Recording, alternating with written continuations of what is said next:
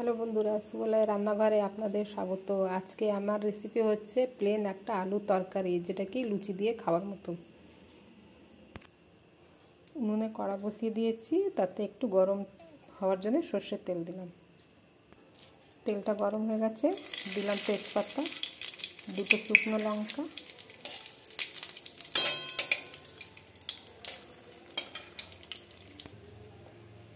দিয়ে দেবো পাঁচফোড়ন, দেবো অল্প হলুদ, আর আমি এই আলুটা দিয়ে দেবো।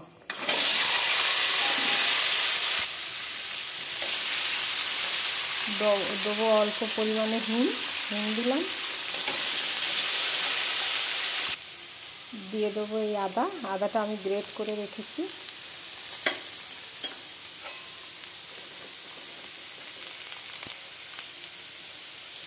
দেবো অল্প হলুদ, লবণ, স্বাদ মতন লবণ দিলাম, আর অল্প চিনি,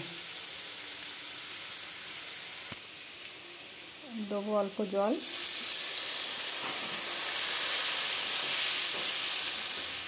আর এই যে 3টে কাঁচা লঙ্কা চিড়ে রেখেছি, কাঁচা লঙ্কা দিলাম, দিয়ে আলুটা সেদ্ধ হতে দেবো। আমার আলুর তরকারিটা হয়ে গেছে, আমি দিয়ে দেবো অল্প একটু বাটার, গরম মশলা, নাড়াচাড়া করে আমি একটা পাত্রে ঢেলে নেব।